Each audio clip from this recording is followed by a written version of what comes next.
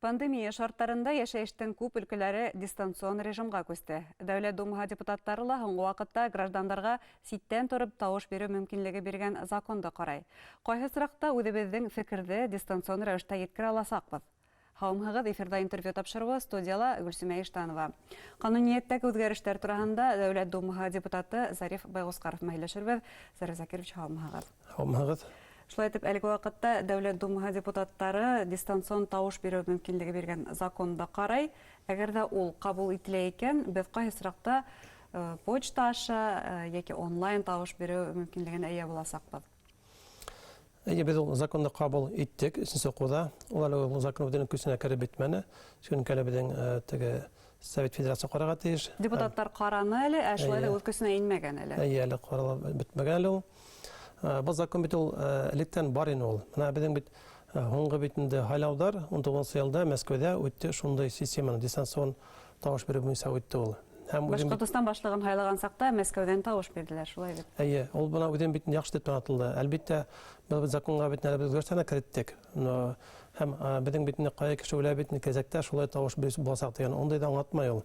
Ул битне теге безнең шул битне әлеге шул коронавирус буенча булган пандемия битендә озакка һудылха, шул вакытларда шундай тавыш бирү мөмкин булса. Белгечләр бол сир, безнең менән каласак дигән фикердә бар, шулай бит инде. Ну, без аны вадип уйламай бит, ул теге шундай насар булыр дип уйламай, но шулай баһала аның бит бар кайгы битендә үзе барып тавыш бирә алмай. Ул ситкә киткән битне, командировкага киткән була. Шулар өчен эшләнгән ул. Тагында менә безнең битен бар, безнең республикала лайык түгел, актуаль түгелдер.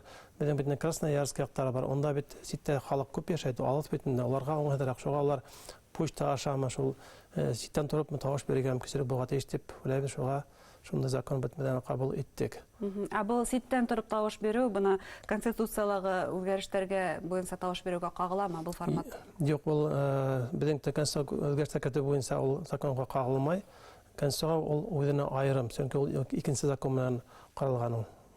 Шулай да барыбер һәр кем үзе шәхсән тавыш бирәсәк, шулай бит. Әлбәттә, үзе килеп битне үдән сиктеләй, үдән сикүләр шулай бирәсәк.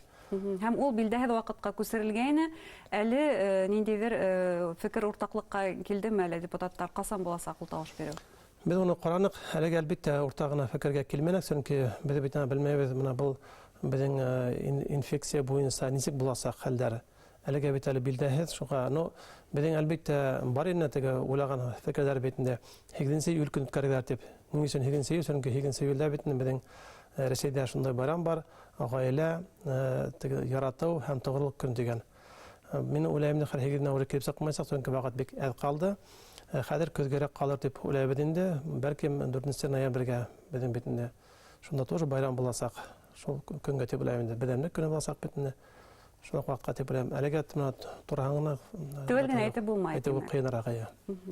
Һәм бuna изоляция шартларында күсү айканлы күсерелде бит инде. Һәм буга бәйле тагыла мәктәптәр иң тәүсиратта дистанцион укуга күсте.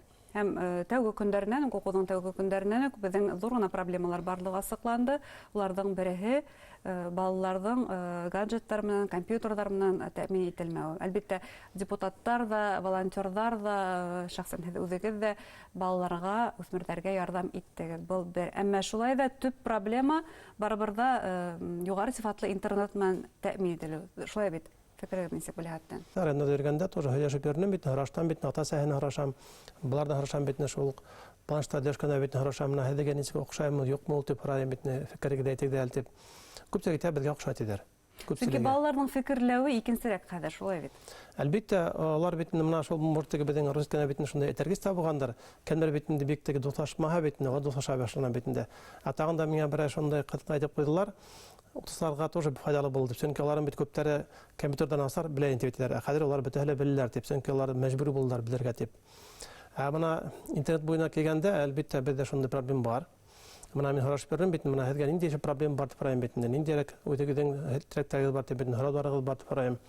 Әйтәләр буенча, кайбер бер авылларда бит һәм монда интернет белән теге шундый һәйбәт юк инде. Шуның буенча без законда бит карап чыганык булдырук.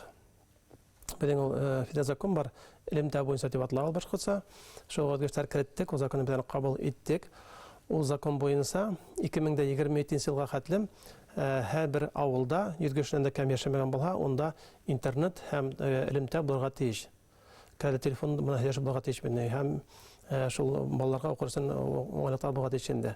Әлегә актаптар бар, шулай. Әлегә бардар, чөнки бөтә авылларда шундай интернет битендә бик шундай тотороклы интернет юк дип әйтәм. Шуның өчен законда белән кабул иттек. Менә мин шу закон буенча запрос яһаны безнең элемтә министрлыгы рәсәйдең, безнең республика министрлыгы төзергә дип әйтне, уйлам график дип һәм караглап битендә нинди авыллардан асарак, шулардан төзеп битне график, шуларга уже эшләп башларга кирәк. Менә быел шундай районда эшләп, икенче елга шунда авылларда дип, шуны эшләп башларга кирәк дип уйлыйм. Димәк, нинди бер проблемалар да асыклана бу ягътта. Әлбәттә, менә минем битне менә йөргәндә, ул бит шул адыктар битне тады бирдек битендә, ул күп йөрдем бит районнар белән күп йөрдем. Шунда хараш белән бит менә һәргә нинди кирәк дип. Кызга ашып, күп кеше әйтелә бит, менә без кайда менә эшлеккә торырга белмәй дип битне, кайда пособига гариза биргә белмәй дип әйткәндә дә булды. Кемдер әйтә бит, шунда минем проблема кирәк инде эшләргә дип бит. Шунда ук безнең битне мин шылдатам да бер министерствога, ведомствога бит шунда ук безнең шәптә куябыз. Шулай да файдалы булды ул. Кешемә һәлешкәс. Тагыла бына һез гариза бирергә кирәк, эшчелек буенча, я булмаһа ниндидер пособиялар юллау буенча тинегез. Ә бит шул пособияларда, шул эшчелек буенча гариза бирүде бердәм дәүләт хезмәте порталында аткарырга мөмкин. Ягъни хәзер кайдалар йөрүп, ниндидер инстанциялар тупһалар тапап йөрергә кирәкмәй. Бары тик бер кнопка гына басырга һәм социаль ярдәм юллап алырга мөмкин, шулай бит инде. Күпчелеккә бөтенләй түгел, бөтенләй барыбер интернетта белеп бетмәй бит инде. Но күпчелек өчен менә әгәр дә кемгә бит инде эш торыклаган икән, или эшләй икән, уга менә безнең Россия порталы бар, ул атла бит инде Россиядәге эш дип атала ул. Шунда кирәк тә, анда анкета бар, үзеңнең паспортыңда куяһың да бит инде алар, шунда анкета тутыраһың да, җибәрәһең. Һәм шуның менә бетә бит ул. Тагын да можно теге неменә ГПГУ аша җибәргә мөмкин. Әгәр дә интернетым булмаһа, МФЦга җибәргән можно гаризаңда, алардан ашала биреп була. Шуны биргәндә бит бер документны аларга кирәкмәй. Ул һине шул гаризаңда бөтен бере кирәкмәй анда. Бөтә бирелә бит шул органга, халыкка хезмәткә урнаштыру органына бирелә 11 көн. 11 көн эчендә алар үдәре битне запрос эшләп битендә, бешә тиштәр битне һинең касынан билешмәгәнгә битендә, эшең бармы юкмы икән билешәләр битендә. Һәм һиңа 11 көндә алар хәбәр итә инде, менә һине эш дип табабыз дип, бүгеннән башлап һәргә пособие түләй башлайбыз дип. Һәм менә шуның нимәһе дип кирәк. Әгәр дә кеше 1 марттан эшен югалткан икән, ул кешегә түленә 13494 сумах түленә инде. 14,000 булай, 14,000 түленә, ул шундай тик югарырак түленә инде. Һәм унан башка аның үзенең битендә һәр балаһына түленә 3,000. Әгәр дә Ул расларга тиешме үзенең табына шы коронавирус аркасында эшен югалтты дигәндә. Менә ул 1 марттан эштән киткән икән, кыскартылган икән. Ул уже бөтен справка фәлән уга кирәкмәйсәк. Һәм әгәр дә, например, мисал өчен, аның гаиләһендә 2 балаһы бар икән, ул шул айына бит 20,000 алсаклар, 14,000 үзенә түленә бит инде, һәм 2 балаһына 6,000 түленә. Һәм тагыла балаларга өстәмә түләүләр турында 11 майдагы сыгышында ил президенты игълан иткәйне, шулай бит. Ул безнең бит монда элек бит менә түленә бит инде, теге вакытта әгәр дә теге әсәр капитал булһа бит инде, балалар туган балаларга 1 январьдан быелгы елдан бит инде. Халыктан бит инде мөрәҗәгать күп булды, шуның өчен шундай бит инде кабул итте безнең ил президенты шундай карар. Хәзер бит инде бөтен балаларда эшкәгатлем алсаклар шул аксаны бит инде 5,5 мең. Әсәле капиталын алганмы, юкмы уга карап торган. Уга карамайса, ул өстәлеп бирелә ул. Исәйсендә бит инде, әле бит менә кайгысы алмай калды бит набырлайына. Улар бит бар апелен алсаклар. Шуның өчен төсмәне эшкәгатлем балалар бит әле алсаклар. Тагын да менә без халыктан бит күп булган мөрәҗәгате, безнең бит инде яшь кәрәмәттән бит төленә, теге пособие бит инде балама утырһаң.